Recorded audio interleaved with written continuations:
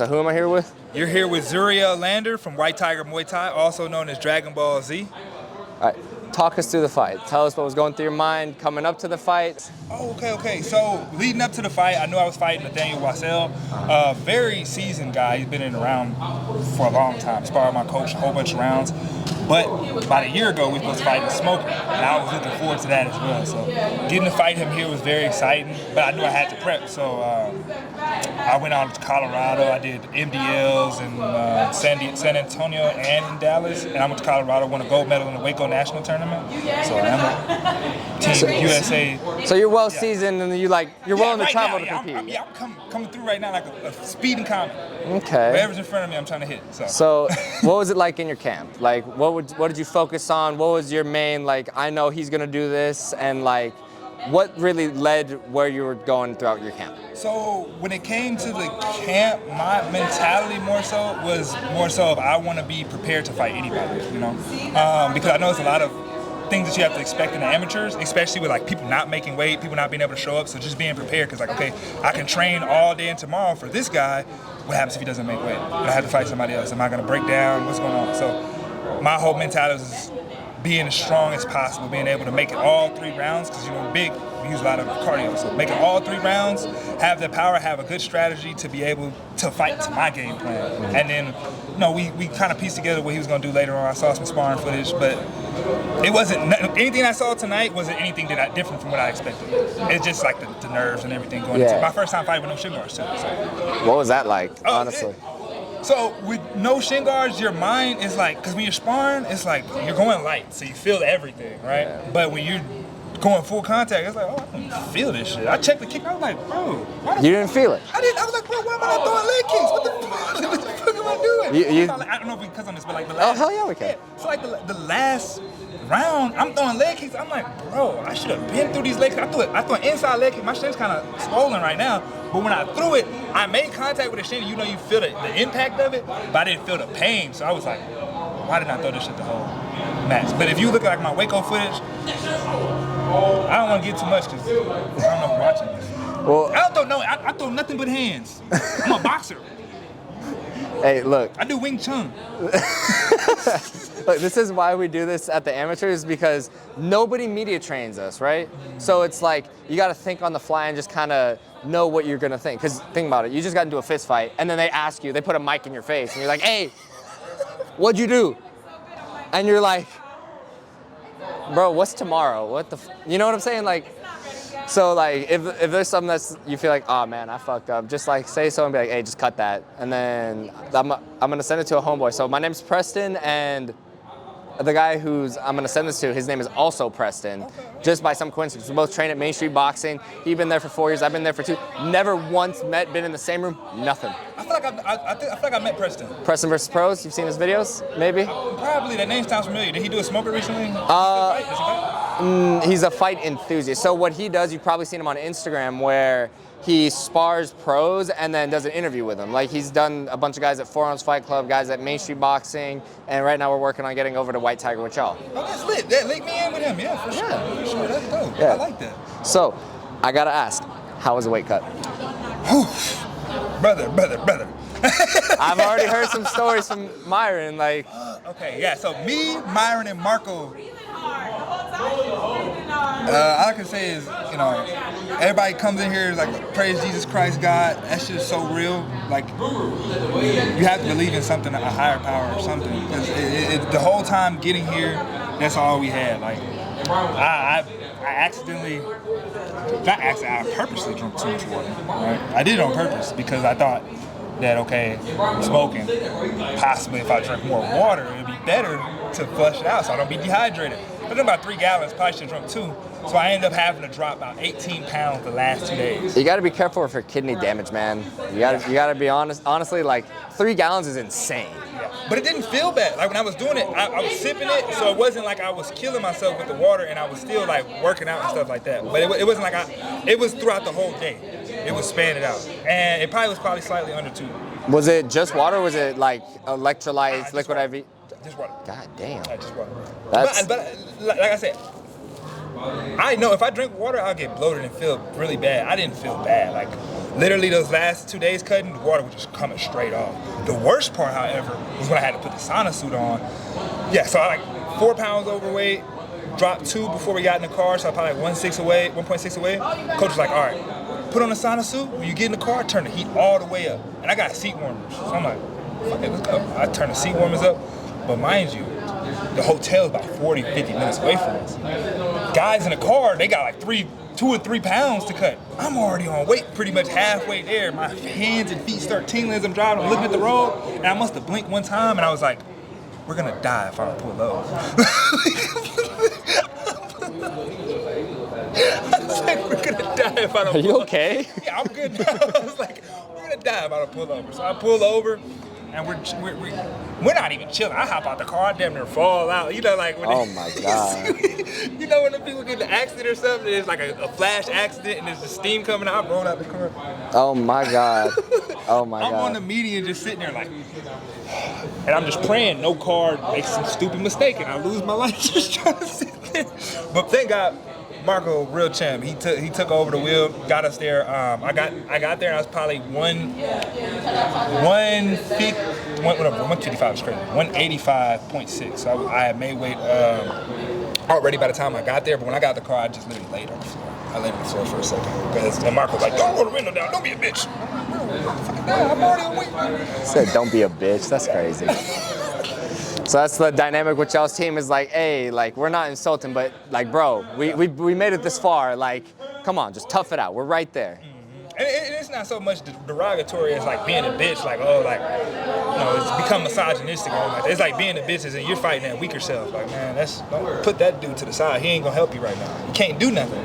If I cry right now, I got no mama, I got nobody here to help me out. So. Do you think that spiritual aspect of it, like, is something that resonates with you and your team? Since, like, a lot of y'all, because you spend a lot of time together, y'all have possibly similar ideologies. So, like, y'all just kind of go together and just say, all right, we can't be our weakest self. We need to make each other our strongest together. Like, it's a very cohesive unit. I think, like, the general belief system of all belief systems is strength and power. So I think that's whether you're a man or a woman, you have to have power in relation to whatever is your duty is to do. So it's more of just your will. Yeah, you have to have a strong will. That's why we say become what you must. Belief is the first part of everything. If you don't believe, you can't do it. That's why all this shit is mystical. It's all about believing. If you don't believe, you might as well stay at home. Yeah, like when it comes to anything, stay at home. No, 100%, 100%. Stay home. Like, there's something that I always tell myself, you know the saying, fake it till you make it? I don't believe in that. I think that's stupid. I say, be the person you want to become until you are that. Does that make sense? That's real. That's really what it is. That's all it is. It's becoming it. That's all it is. Because fake it till you make it. Bullshit. That makes no sense. You know what I'm saying? Because you're like, oh, I'm faking it, so I don't know what's going on. But if you're trying to be the person you want to, you know what I'm saying? Like what they say, dress for the job. It's the same concept, but it's more properly explained. So, like, is that the kind of thing that y'all have around your gym where you're just saying, like, look, I know what you can be. You just got to just tough through it and be who you are? Mo, come here. Mo. Come in the frame. I just need to turn around. Let me see this. Look. They say become what you must. That's literally what our whole camp is about. Our whole team is about becoming what you must. When I saw Mo for the first time, Mo was small. I was skinny too. I was tiny when I first came in the gym. I didn't know nothing about diet. There's a lot of things I didn't know about. But the same thing, like you're saying, it's the act of becoming. Like I knew how I needed to train, like the intensity. Like I knew I couldn't train like a bitch. I knew I had to push myself. Like, you know, sometimes you're like, I'm a light spar. Like, man, fuck all that shit, bro. It's hard when you go in the ring and people, you go to other gyms and they're hitting you and it's like, you want to do this play spar shit. It's like, bro, go ahead, be a hobbyist, bro. Or you're going to have to toughen up. You got to have to do what you got to do. And like, you know, I changed my diet over, like I say, I'm talking about ideologies. Went from being a vegan pescatarian to now, I'm full-blown meat. I don't eat no pork, but Pause. Full-blown meat. Yeah, pause. We eat the good meat, the lady meat. I'll give you that. You gave roast beef. Yeah. Tacos. Anyway, okay. So, how many smokers have you had, honestly? Like, what's your experience going into this? Smoker, so my first smoker I did a hyena, second one I did, the first one I did at our gym, White Tiger. I didn't drink count that shit. Took on 3 days notice, but I have to count it because that's what made me go harder. Because I was going through a lot at the time. A tree fell on my house during that storm or whatever, and coach called me up. He's like, come to Austin. I'm like, how the fuck am I gonna get to Austin? I was literally just in that spot, like, how the fuck am I gonna get to Austin?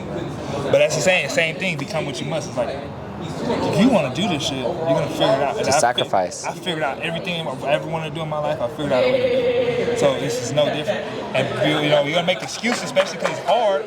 You're like, oh, I can't do it. No, fuck that. You need to do this shit that's hard. And that's kind of what I've changed my mind. But back to what I was saying, I kind of got off fucking topic. That's fine. That's fine. What was the original question that you asked? That's a good question.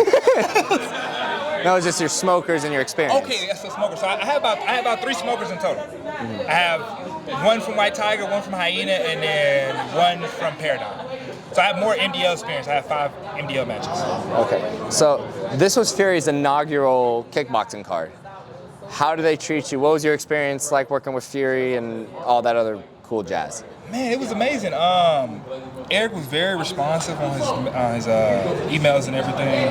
He's a cool dude too. I didn't even realize that was Eric, but something made me think like, okay, that's Eric. This is like an aura behind it. Yeah, he's like just very mysterious, but you was like, you know, that look in somebody's eyes, like, yeah, you're the boss, aren't you? Yeah, no, every time I'm just showing around, I look over, I just see him walking around, I'm like, he's just lurking. Eric's that guy, man. He's cool. And everybody else has been very welcoming. Like the people in the commission, I've seen some of them around at other events, so they've kind of already seen my face before. But just real chill. A lot of people take some things offensive, like the lady coming back there and be like, oh, don't do this. I'm gonna speak for her. You guys don't be assholes. She's cool. She's actually really cool. Like people be giving them shit like, oh, why is she being like that? It's because you guys are fighters. There's an organized event, like. Yeah. And you guys are fucking fighters. Y'all rowdy, and you guys are dehydrated and shit. Your brain not working all the way. So I yell at you. Bro, get over there. Everybody's just pissing and confused. Yeah, shitting everywhere too. The rest of the hall smell like voodoo. Oh my god. Dang. Yeah. So what was your game plan going into the fight? So my game plan going into the fight, I don't want to talk too much about that, but it's just kind of over already. My game plan was really to outspeed him with my hands and throw more, like get off the line so I can hit him with a 2-5-2. That was really, that's what I saw in my head going forward. But you know, sometimes when you get in there, like initially when you get in there, it's what I'm still experiencing. When you get in there, it's like a freeze moment. It's like we're walking toward each other. It's a freeze moment. It's like I want to go, you want to go, and it's like once you get past that, if you have the cardio, then you start getting into the strategies part. But I should have been strategizing from the beginning. But I go back to what I was saying about the kicks. I thought the leg kicks were gonna hurt a lot more as far as like me throwing them and him checking it and like me feeling the shit and shit. I thought it was gonna hurt a lot more than it did. It didn't hurt at all. So I'm like, okay, I can take that to the next thing. Just throw it. Just fucking throw it. Hell yeah. Well, where can the people find you? Oh, you can find me on Instagram at YoCoachZ. That's all one word. YoCoachZee. YoCoachZ. And you can also find me at White Tiger Muay Thai if you're looking to come train, come get work. We're there Monday through Friday, and we have open gym Saturday and Sunday. I'll be teaching the 7 p.m. Muay Thai class from Monday through Wednesday. So pop in, and if you got kids, we got Tuesday through Thursday at 5. So show up. Shameless plug. Yeah. Shit, we gotta put it in this round. That's fair. Hey, you gotta support your community. Yes, sir. Yeah, it was nice talking to you. I appreciate it. What's your name again? Preston. Preston. Thank you, Preston. For sure. Of course, man. That was It's because like, a little long-winded. oh, trust me, I can talk all day.